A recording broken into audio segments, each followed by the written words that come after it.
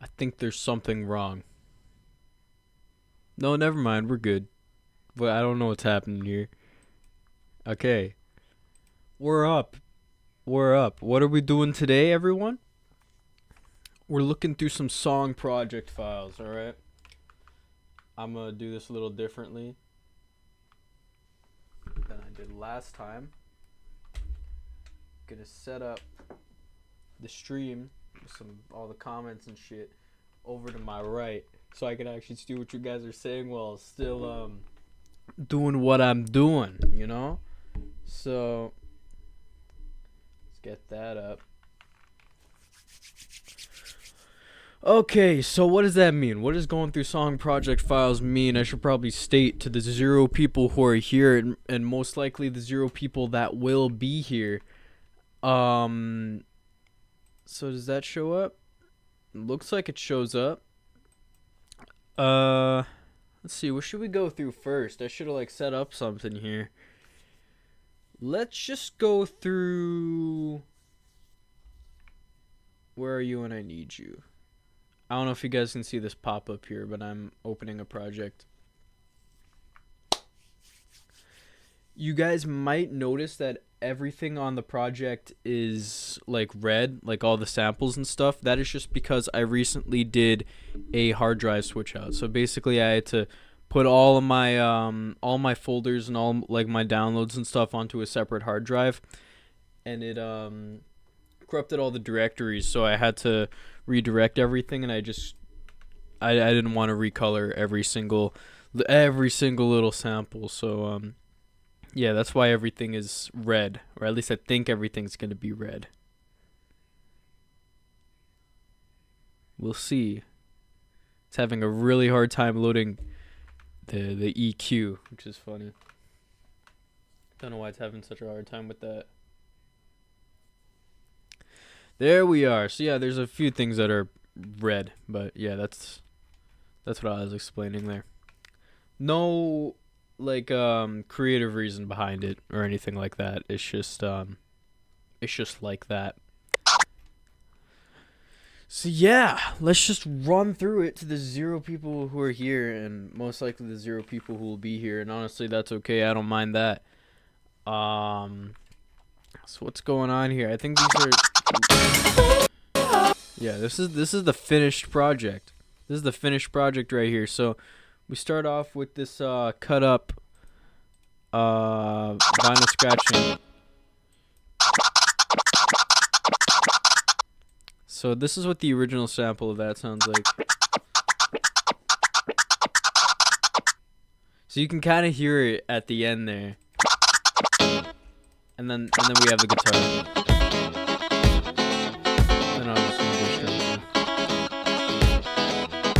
So it's interesting. So the bass drum is not doing a perfect 4 on the floor. It's kind of doing like 1.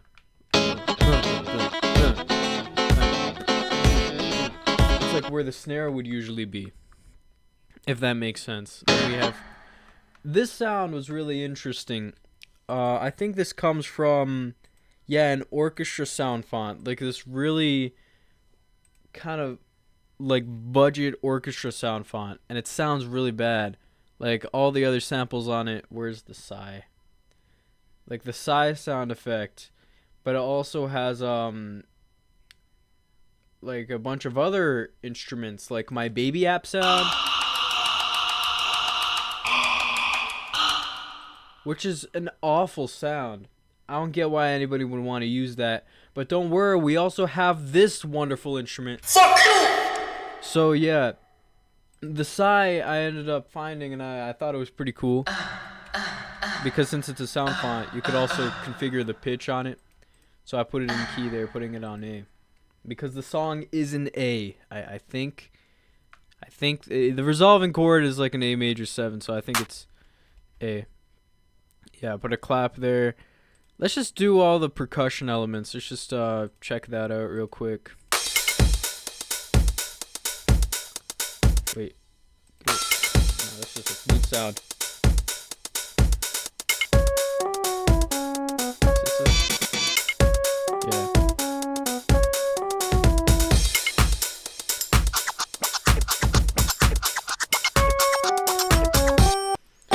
yeah, and then there's the triangle sound. The triangle sound was really funny. It's like I needed a way to add even more groove, so I just added that. And then obviously the tambourine. And I think, yeah, this is just a couple little perks. I don't know what this thing is. Wood hit. It's like a wood block. Oh, and then I reversed the triangle to add a little bit of suspense, a little bit of build-up. And then this is the Sonic CD, whatever that sound effect. Drums just going insane.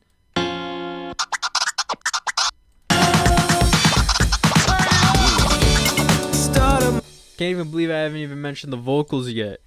So these are two parts. There was a lot of processing put into these vocals before putting them into this project file. Where are you when I need forgot to you? fix that part. Na, na, na, There's still bugs in my song, man. Where are you when I released it too early. need you now? Where are you when We got this I voice. need you? Where are you when I need you? Where are you when I need you? It's interesting because it sounds really lazy by itself, but then with the groove, it's like oh, god damn, that sounds good, right?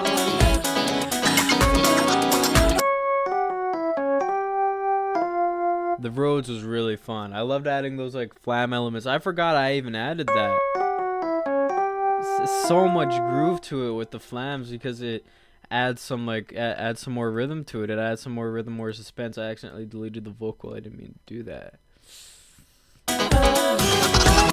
Then obviously got the orchestra hits. You gotta add your orchestra hits. I'm gonna try not to be too profane.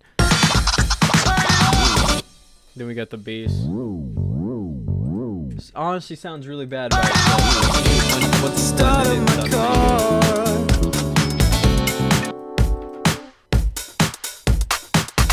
Even the basic percussion sounds pretty groovy.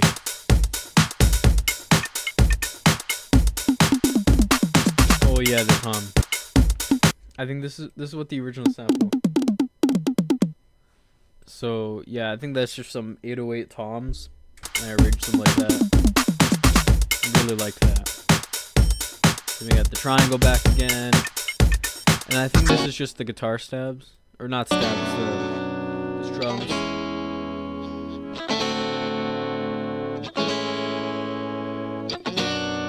What effects that band? I forgot. There's some EQ, so EQ sound good as it. Some compression and reverb. Pretty good on there. And then we got the rhythm.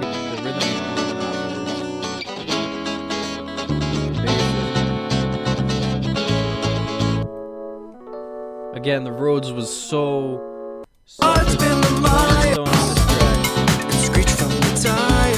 Again, the vocals were really interesting with the production. Turn up the ignition. You'll notice even though there's only one file here, it's all cut up. The door's still ajar. I'm stuck in adoration. And you can also hear that's obviously more than two vocals. So yeah, there's a lot of processing done before this project file. If there was literally anybody here, I would ask if you guys wanted to see that project file afterwards, but there's literally nobody here, so there's no way to determine if anybody would want to see that because nobody's here. So we might do that later if people start coming in somehow, but until then. Oh yeah, these are the ad-lib sound effects. The door's still ajar. I'm stuck in adoration.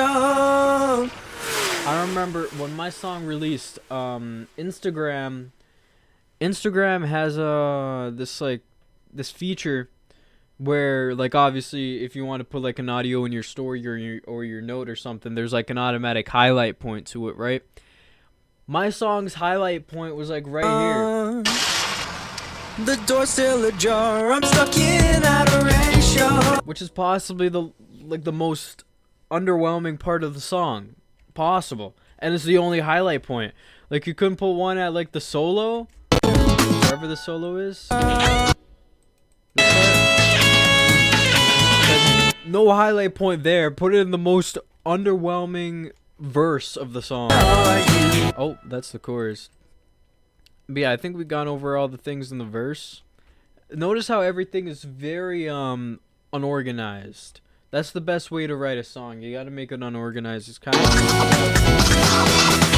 that build-up's not that bad at all. You got the two reverb cymbals.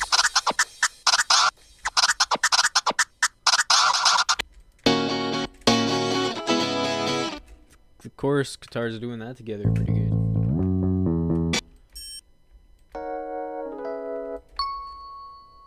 We got the horns together. Very fake ass horns. Very, very fake horns. Very fake. But that's okay. So it's okay to have instruments faker than your sister's tits, as long as it sounds okay. That's important. It's important. That sounded really bad of me, and I apologize. I don't usually use metaphors like that. I'm sorry. I'm trying to be less horrible. This song was a lot of fun. I remember once I made this part.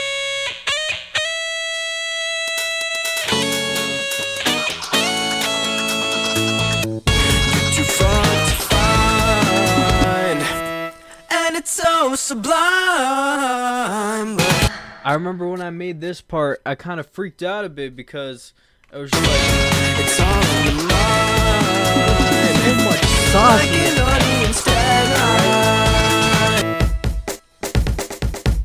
this. Oh, I forgot. I didn't even use the layer drums on this one. Oh no, I did. I did.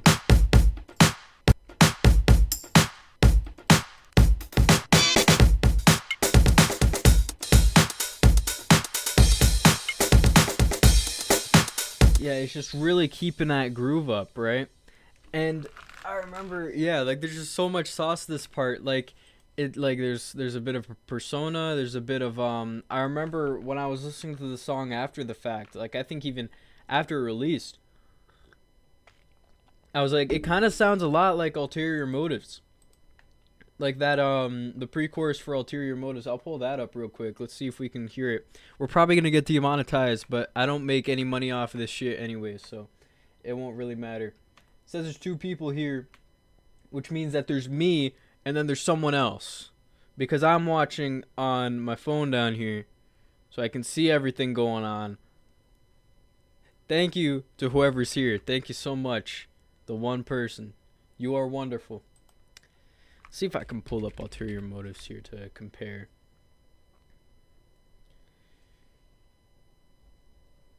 Yeah.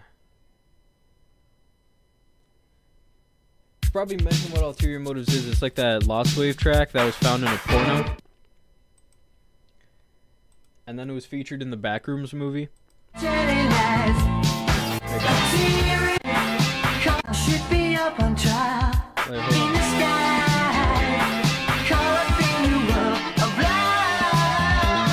It's the same kind of vibe with like the electric guitars against the super like rhythmic poppy instrumental. It's just kind of it's accentuated in this track, especially with like the horns backing it up. Oh wait, no, that's the wrong one. It's still. This is okay volume balancing, right? I should probably add. So the one person who might be here.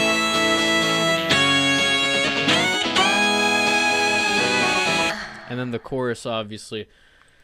I came up with the chorus melody for the song in the shower. I wish there was more to say, but like, is really crazy what kind of shit you can come up with while washing yourself down while scrub-a-dub-dubbing.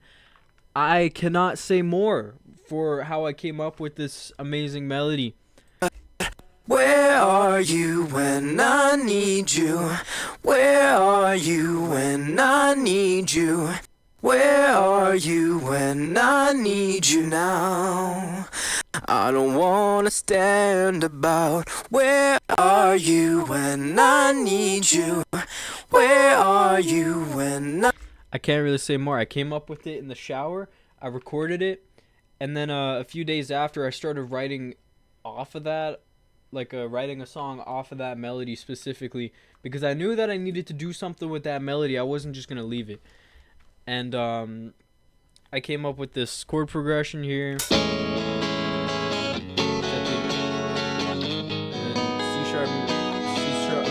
sharp minor 7. Sorry, so it goes A major 7, F sharp minor 7, C sharp minor 7, and then G sharp minor 7, then C sharp minor 7, and then it goes down to C minor 7. So kind of give that jump there. And I should probably mention something sonically I was trying to convey with this song. I was really listening to a lot of J-pop when I was making this song. I was listening to a lot of city pop.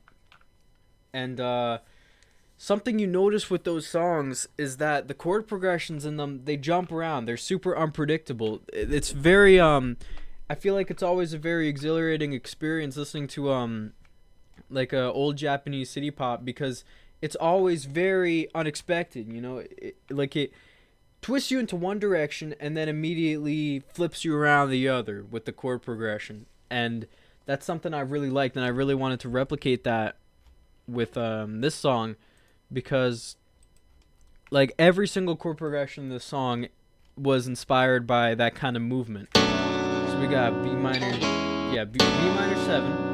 A major 7, we got D7, then back to A major 7, and then you expect that to repeat. We got B minor 7, but then it goes to B flat minor 7, and then we got the G sharp minor 7, G sharp minor 7, and we got I don't remember what chords those are, but they go pretty high up on the fretboard. It's just all about jumping around, right? It's all about jumping around and twisting what you expect, and that was something I really wanted to capture with this song, and I was really happy with that. Oh, that's the pre-chorus. We already went through that. Let's look at the drums for the chorus. Honestly, not really that much different.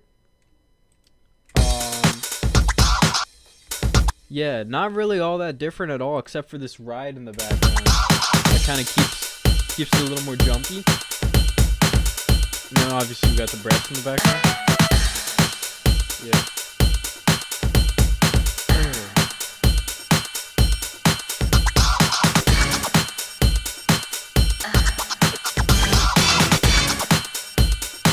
And then obviously we got the adjuvant. Something I find funny about this, I did not actually play this. Or I did. It's me playing guitar, but you can see it's all cut up. I could not play this fast. I could not play the melody this fast. So you can see it's just like very, like fucking Frankenstein chopped up together. And then, yeah, with the, it's not even really a harmony, really. It's just like all the instruments on top of each other. I think it sounds really beautiful, especially with that melody over it.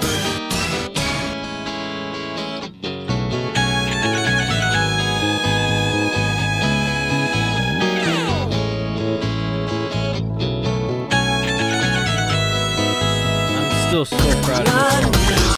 I think the success is very akin to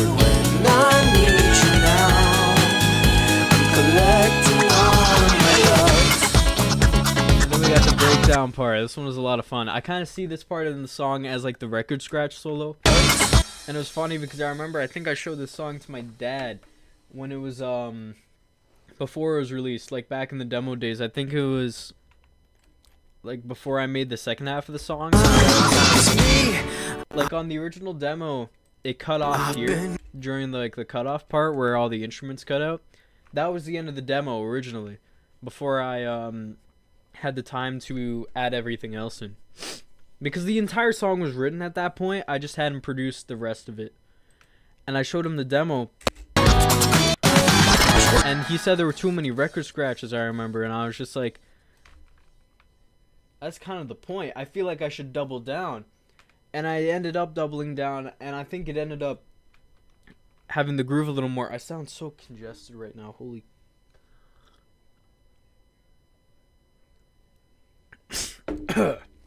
I'm sorry, my voice probably sounds incredibly annoying right now because I'm a little stuffed up. But that'll be okay. So yeah, I see this part kind of as like a record scratch solo. Because it goes higher. And then I think it, yeah, moves down. I don't know why it moves down in the project. Oh. Yeah. Yeah, we get that rhythmic guitar back. And now the kick drum's on the floor. It wasn't at the beginning, but now it is. Let me break it down. No longer on the floor. And then we're back in the verse. Now we got something different. We got something cool. We got the doo-doo, doo-doo, doo-doo. We got the doo-doos. And it's so cute. It's so cute. And then we also got this more ad-libbing percussion.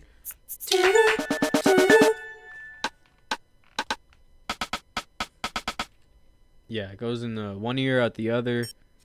Nothing's bright as Tokyo. Eyes burning fire. Such a long time ago.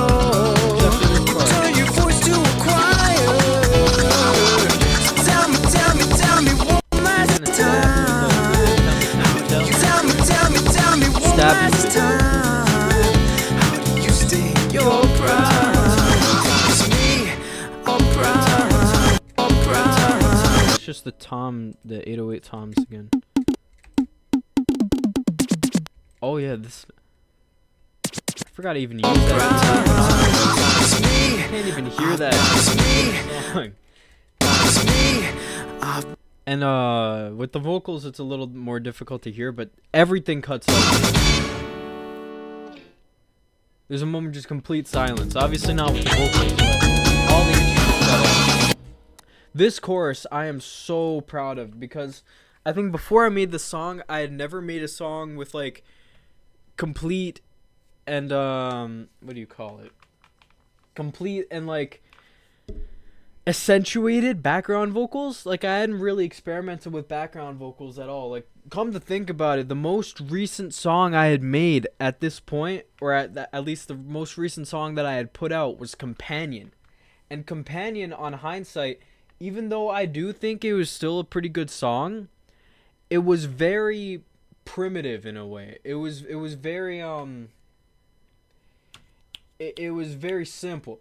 You know, it was very simple. It was the first song I had ever made completely with live instruments. So I was kind of keeping to that sort of simplistic leeway. I let songwriting and the instrumentation just be very linear. But I knew I had to switch it up for this song because this song was kind of like blending my electronic music and my acoustic music together. And I knew I just had to make everything bigger. So I am so proud of this ad-libbing that I did at the second choruses, or the. Where are you when I? And obviously it's very auto-tuned. I can't really do that very comfortably. Where are you when I? Where are you when I need you? Where are you? And that was before I started doing live streams where I would embarrass myself by singing songs in a really high register. So my voice wasn't even warmed up chronically for that. That was just how it was. Something you'll also notice with the lyrics, right? Not the lyrics, the vocals, is that they are so finely tuned in terms of like the volume and stuff. You can see all of the very specific like decimal calculations on it and everything. I was so like, what do you call it? I was so focused on trying to make the vocals really good because I think I posted it on my Instagram story at some point. But again, like I was listening to so much like professionally produced songs when I was making this, and I still didn't really know how to do vocal production very well. So I was getting the vocals like so goddamn fine-tuned to like an extreme degree. And I think it ended up pretty good, all things considered. So, where are you when I need you? Where are you when I need you? And of course, after this, I've only been getting better as well.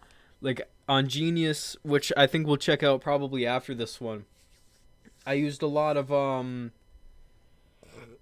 excuse me.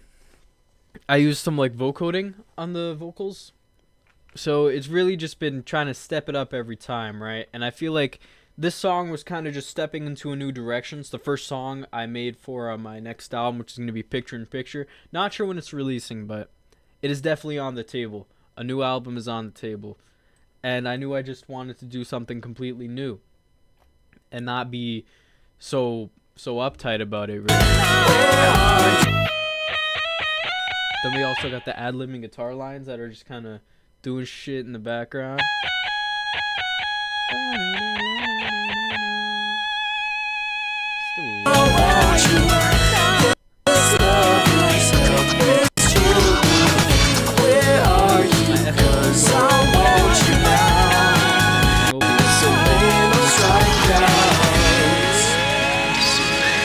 I'm sorry I keep pausing. If you want to listen to the full song, it's out on all platforms. You're not going to be having a great time if you want to listen to it strictly here, because I'm going to be pausing a lot. I think another one of the main focuses with this song was just to keep it going, keep it rolling, because I knew I had something really good with like the verses and the choruses, and I just kept adding shit on, and I just wanted to keep that ball rolling, right? And I feel like that kind of started with this breakdown where I was just like, oh damn, this is a good song. Like,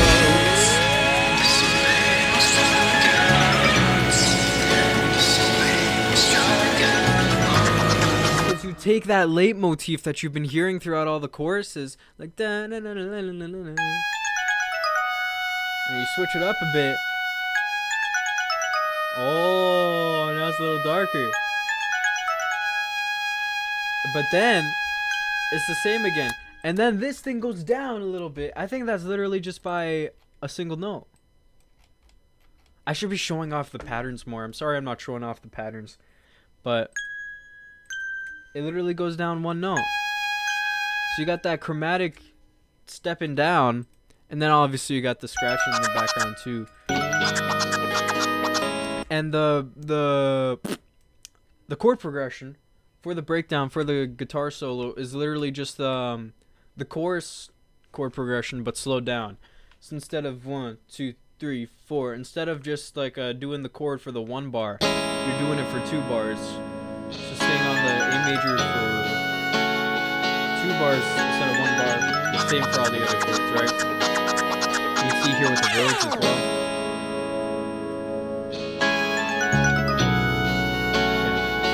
Beautiful. I'm still so happy with this song, I'm not gonna lie. And on the bass, we'll come back with the baritone.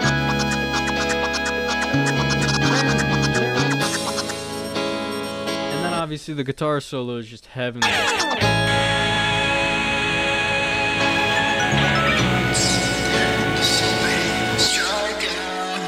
Another fun fact. So you notice how there's different vocal production on this part right before the guitar solo. Before the guitar solo, there was planned to be bridge vocals. And you know, you guys haven't been saying shit, honestly. It says there's one other person here, but they haven't said anything. So honestly, you guys probably haven't earned it. But I don't care. I'm going to perform the unused bridge lyrics for this song. I'm going to sing along to the guitar solo. Because there are unused lyrics here. Here. Look. Did you catch it? Yeah, let's just do it.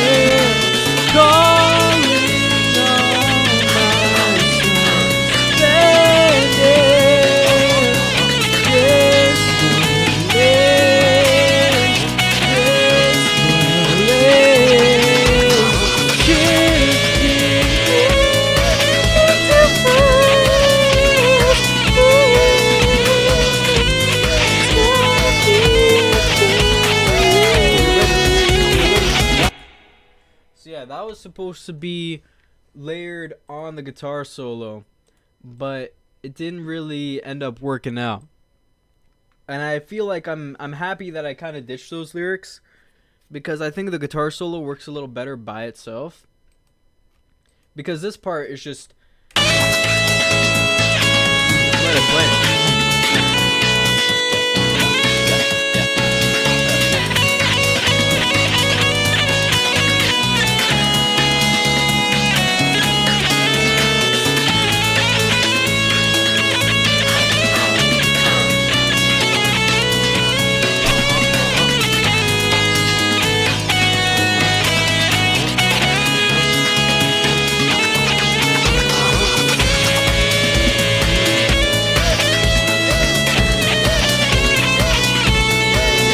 I'm so I can't even express how proud of this song I am.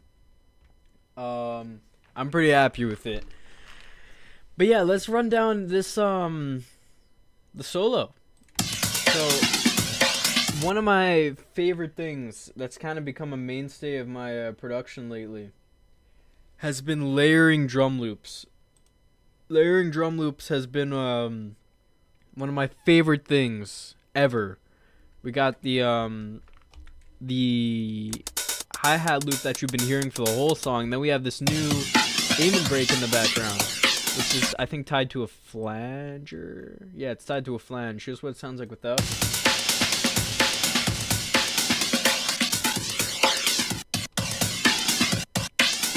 Yeah.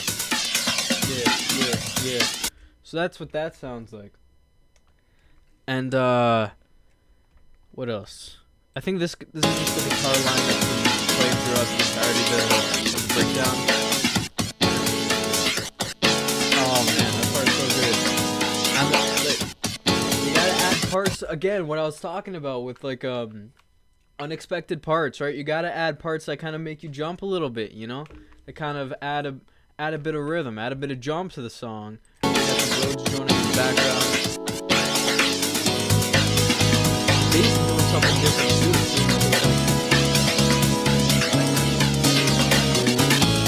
Like a bit of a stab to it. And then obviously we have the guitar solo. Let's just isolate that.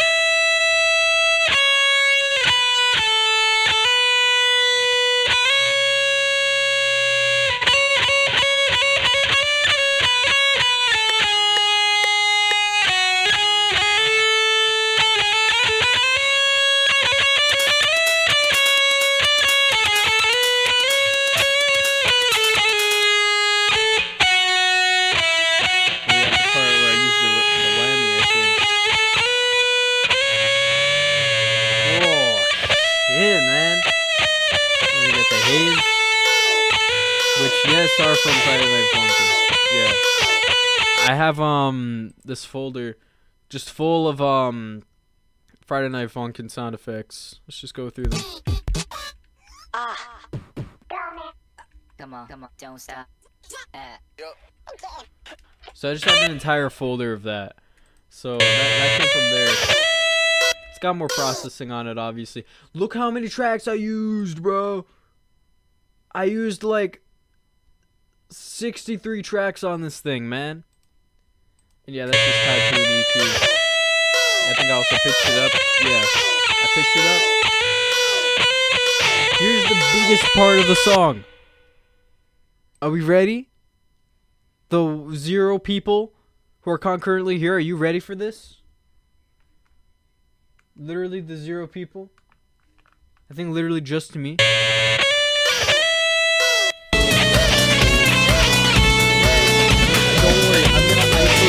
Every single cheer.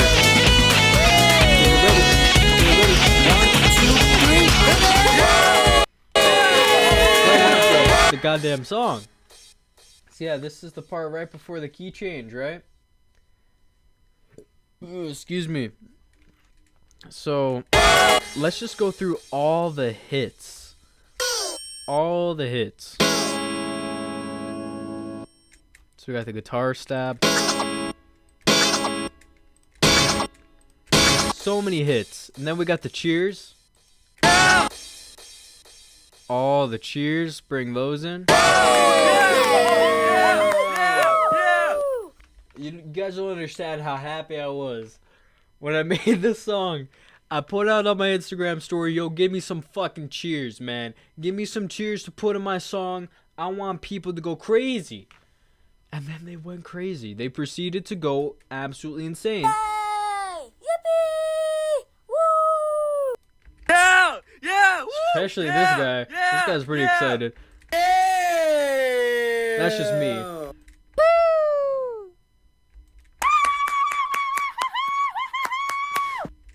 Forget who that was.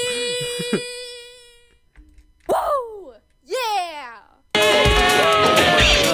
All that together, man. That's pretty good. Thank you. Thank you, all of you guys. That's pretty good. But don't worry, we pushed up. The key change. The key change, man. Fun fact about this, the key change used to be a semitone lower. I think I've recorded what that sounded like. I forget. Hold on. If I have recorded it, then I'm about to pull up a video right now. Is it this? Or was this earlier in the demo? No, that was before I finished it.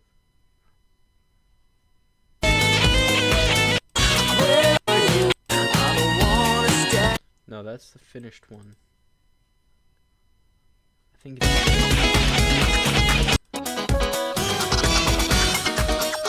No, that's also two semitones. Okay, I can't find it.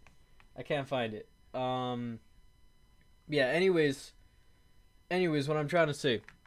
Used to be a semitone lower. The key change used to be a semitone lower, which basically just meant that there was less change. Thank goodness I changed it up now, because this part is more of the song.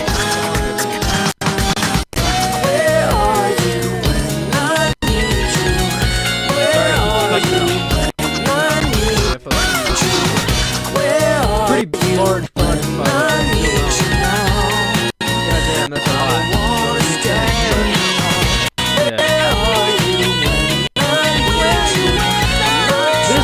This one was incredibly auto-tuned. You can even hear, you can even see it. Badly high ad-lib vocals with tuning too. That's what it's called. Where are you when I... That's about as processed as it gets. I don't think I can reach that. Where are you when I... Yeah, I can't do that.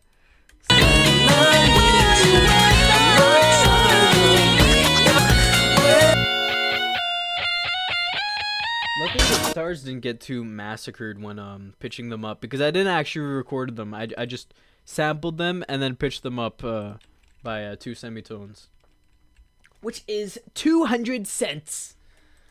But yeah.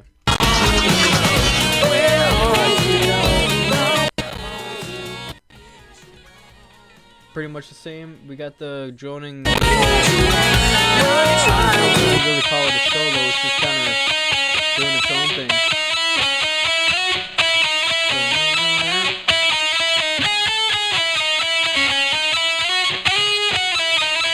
I think it adds a lot to it though.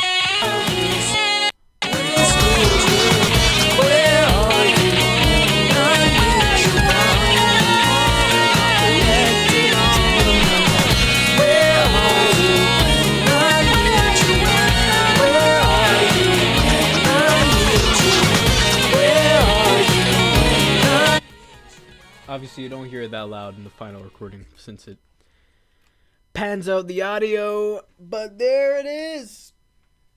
That's the entirety of Where Are You When I Need You. That's the entire project file. It's a lot.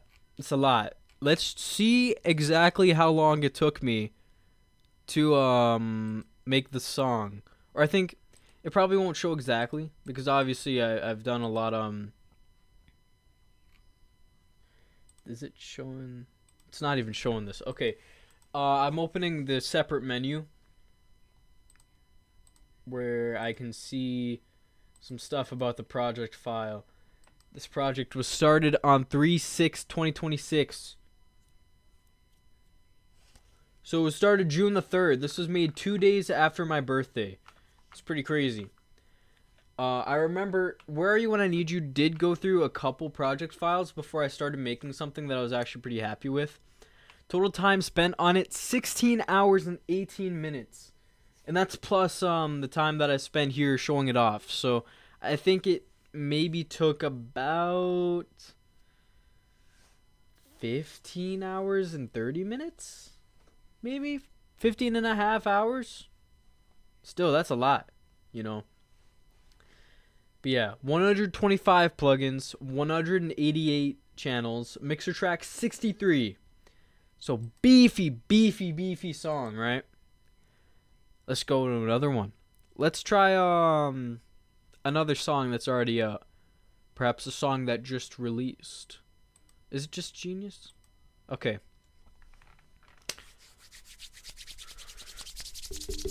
We got! I hope this is the right one. I'm actually not sure.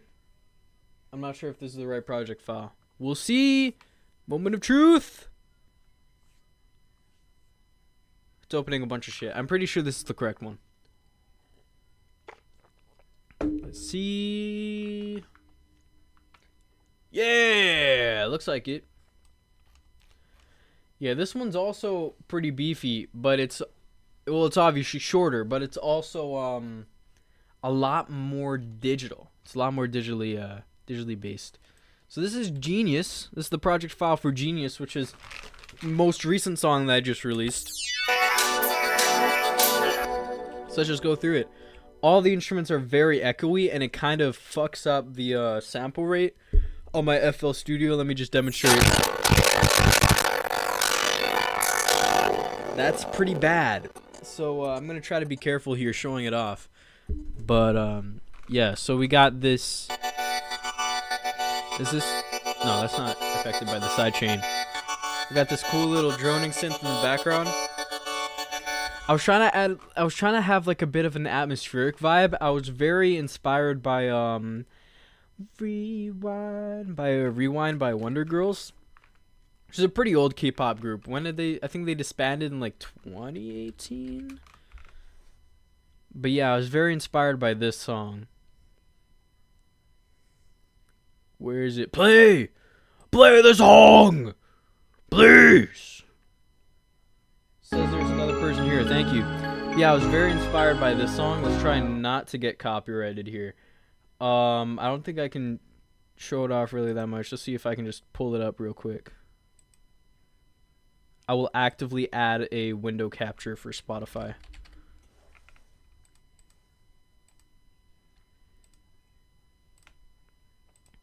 There you go. Okay, ignore the Green Day sponsor. I don't even listen to Green Day. But yeah, that song. This song right here, very large inspiration for making Genius. So let's just go through it. So we got this atmospheric kind of I don't even know what you'd call this. It's like a automated synth. Morphine. Used a lot of morphine. Let's just pause for a moment. I did not use a lot of morphine on this track. I'm talking about the plugin, not the drug.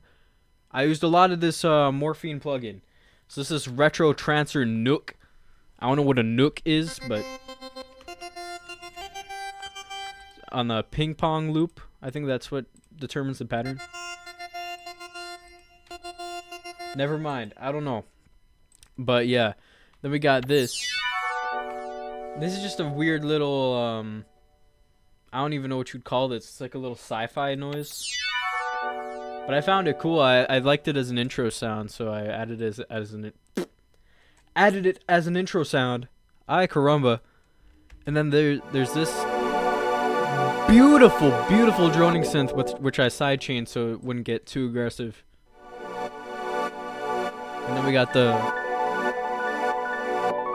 this kind of reminded me of I didn't really think about it at first, but very deep cut. Holy shit, I can't speak right now. Very deep cut of what this reminds me of. Was it Rusty Ruins? Sonic 3D Blast, Rusty Ruins on the Saturn version. I'll just pull that up real quick. I don't know if you guys can see my YouTube. But yeah, I thought it sounded a lot like this. Yo, Marky, nice to see you. We're going through the project files. Yeah, I thought it sounded a lot like that. That's a Sonic 3D Blast, Rusty Ruin. Let's see if I could pull that up for a moment. Which window is this capturing? Yeah, Sonic 3D Blast. Whatever. But yeah, I thought it sounded a lot like that. And which is funny because I tried to make a song like that when I was very early into producing. Very, very early into producing, when I was like 3 years ago. I tried making a song like a Rusty Ruin from Sonic 3D Blast because I really liked Sonic 3D Blast. And I just really liked Sonic in general. I really liked Sonic 3D Blast. Okay. But yeah, I was really into Sonic. That's kind of what inspired me to make music in the first place. So it's kind of felt like kind of roundabout moment, kind of coming back to my roots in a way. But yeah, this is using I think the arpeggiate feature, which is just when you have a chord, and then you guys probably can't even see this. It's probably not even an app, but yeah. So yeah, that's different because I use the arpeggiator tool. But yeah. So yeah, the chord progression for this one's a little interesting too, but it's a lot more laid back. It's I think it's B minor 7 to D major 7. Yeah. And then it also goes down to a B flat minor 7 at some point. But yeah, then we got the house hi-hat, obviously. What kind of gives it the jump. I love vocal chopping, man. Vocal chopping is like my favorite thing fucking ever. I love this.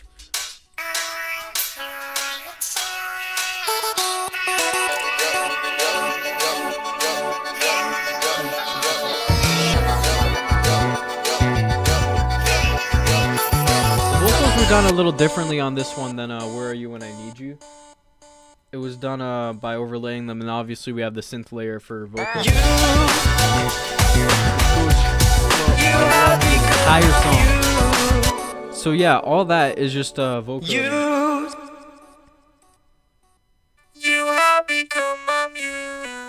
like Daft Punk type shit. And so that's what that is. With the reverb and the echo. You have nothing to lose. And here's what I was talking about with it being inspired by Wonder Girls here. This part. That like string stab. Classic noise, and you hear it a lot on this track. Where I think is it during the verse or the chorus?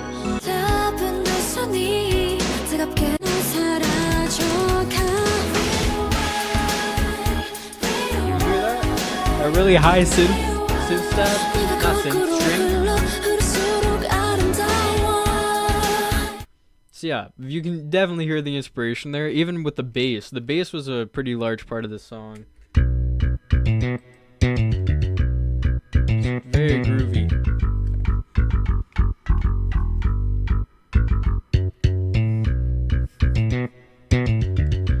And then again, what I was talking about with Where Are You When I Need You. Something I've loved doing lately is layering drums. And usually I just do like 2 or so, but I think I literally did like 3 layers here. So we got the first layer.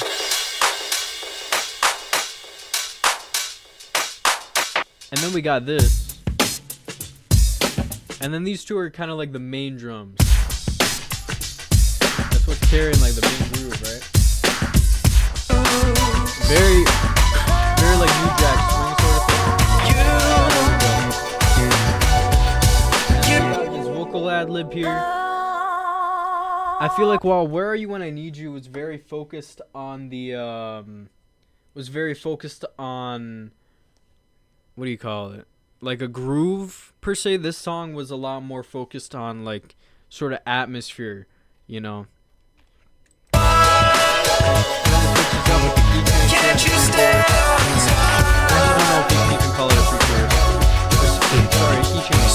You can't call it a pre-chorus because it's right before the chorus. Again, it's all done vocoder.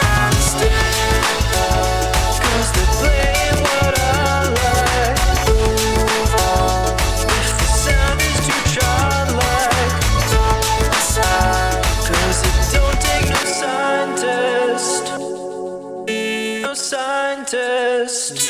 Double layered vocode layer, Animal. which doesn't really mean shit, honestly.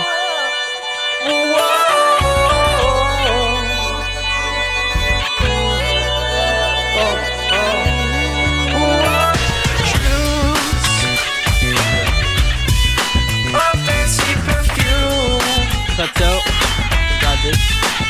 And then it comes back. And we got a bunch of new stuff, I think. Do we? Yeah, with the little Twinkie box, twinkle box. The music box.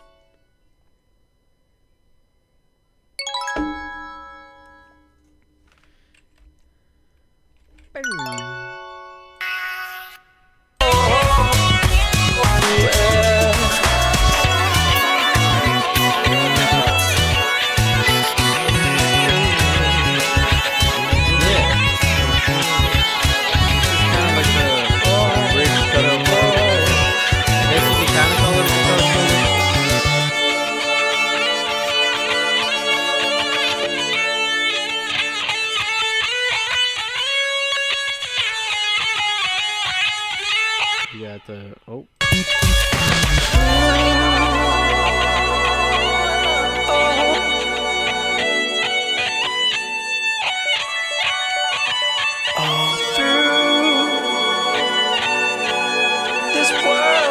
Beautiful, but that's kind of boring. Let's check out something a lot more kind of crazy. So let's check out the Erect remix for Genius. Hopefully a little less boring, because it's been pretty boring lately. We've just been doing probably 50 minutes at this point. We've just been doing a lot of bullshit. What's going on here? Here we are. So this is a remix I made right after... Actually, no, it wasn't even made after I made Genius. This was just with the instrumental teaser. So, hella sped up.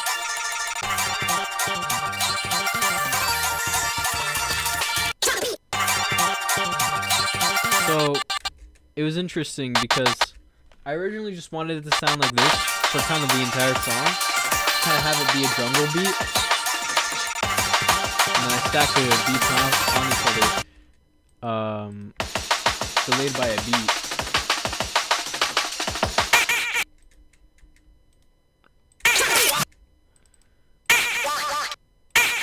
That's from Friday Night Funkin'. That's from Friday Night Funkin'. I'm a fucking geek.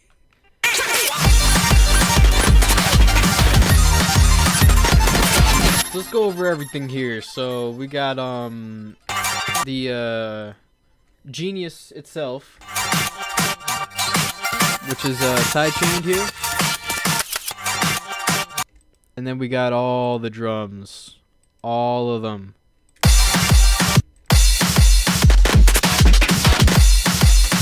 The drums go insane here. So we got the in break, which is the same as the jungle part. Then we got the fucking bass drum.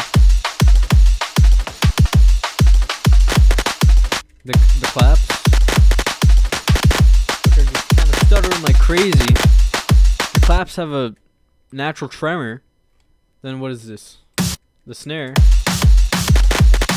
3 snares! I forgot. We got 3 snares over each other. We got this, which is the clap, the snare, and then the first clap. That's why it goes so crazy. And then obviously we got the crashes too, so it's just maximum impact. And then we got the fucking Hideki Naganuma drum.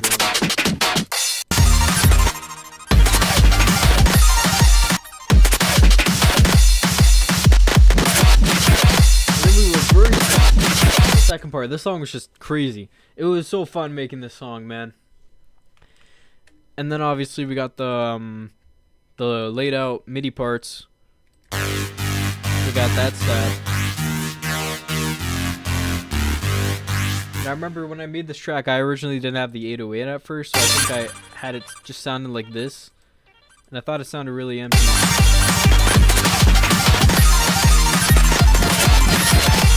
But then I added the 808.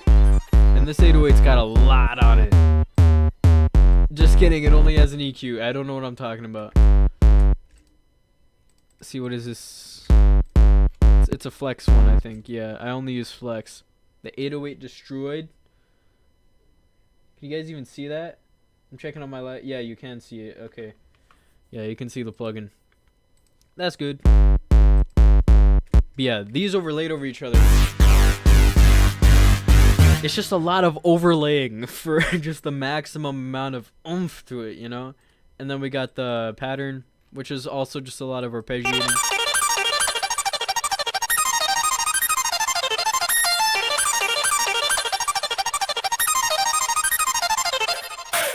Then we got the samples, the ad-libs.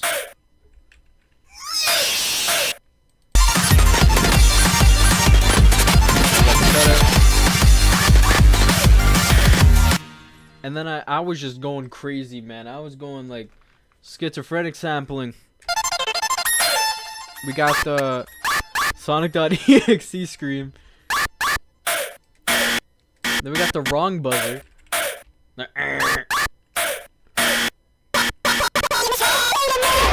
And I think, yeah, the rest of the instrumentals is just the same, but with the cut out. Then we got this part. This part went crazy.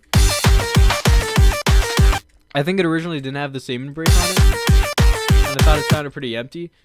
But yeah, we got this. And then the 808's coming.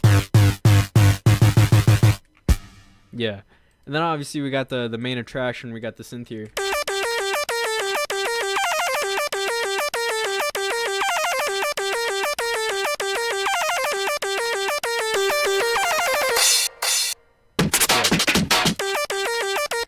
And then the drums, obviously, they I think it's just a 4 on the floor. Nothing really too... Why is this even here? There's not even any... I don't know why they're still sidechaining in this part. There's not even any sample to sidechain, but whatever.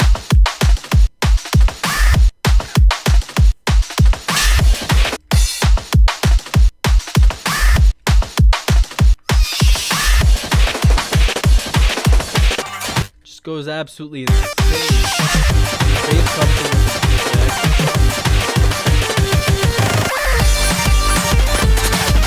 got the synth solo.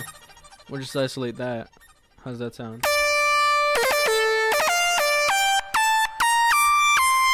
I remember I just wanted this melody to jump around a lot.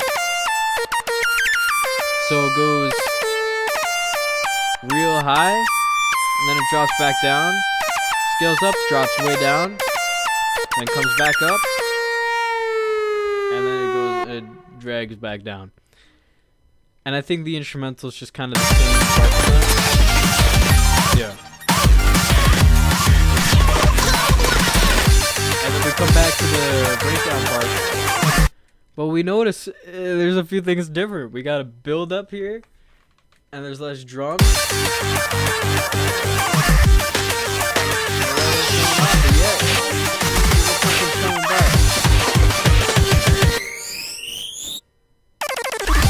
Before we get into the drop,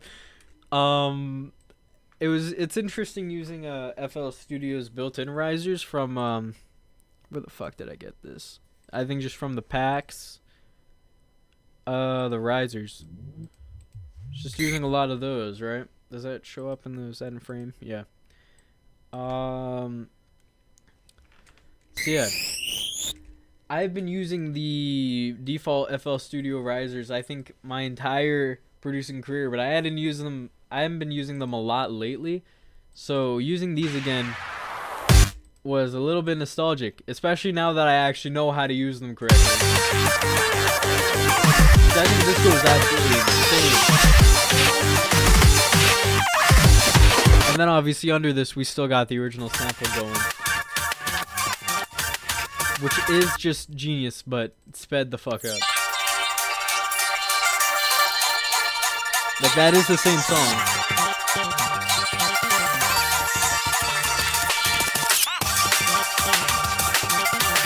The instrumental, but still. Now I think we can get into the drop. Let's just observe this piece by piece. So I went on Looperman to get a hardstyle sample because I knew this drop had to be hardstyle. I've always kind of had a personal vendetta, love hate relationship with hardstyle as a genre. But I know that when it's used correctly, it's used pretty well. That kind of sounds like shit by itself, right? But then you layer some stuff on it.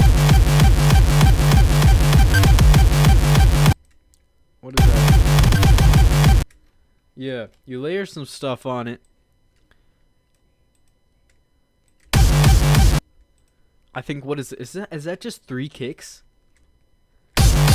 No, we got the kick, the snare, and then the crash. Hold on, I'm sorry.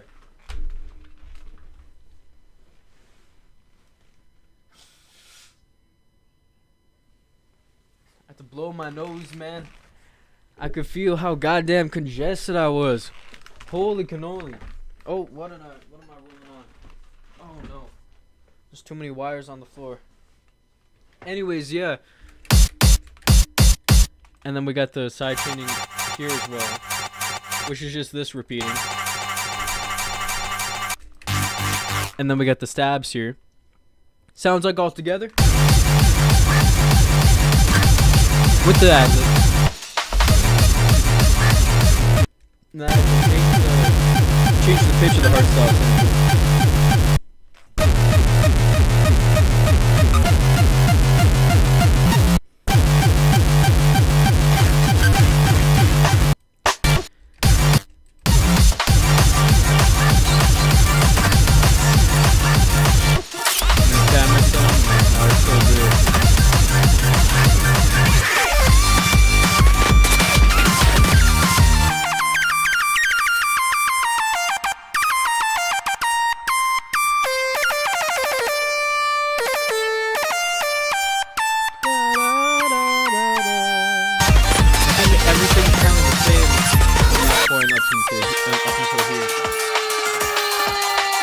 And I hate doing really dramatic endings for songs, but I felt like the song needed it.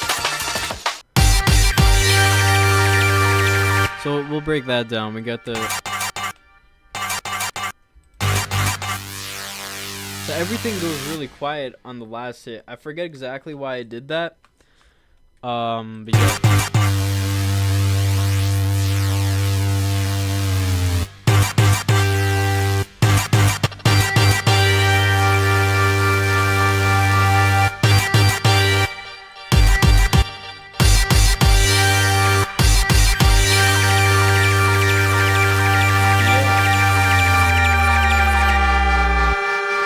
That honestly, I think I'm literally the only one here, like on my own stream, because I'm playing it on my phone as well. I think that's a perfect place to end it. What do we think? What do you think? Me? I think that's a pretty damn good idea. See ya, guys.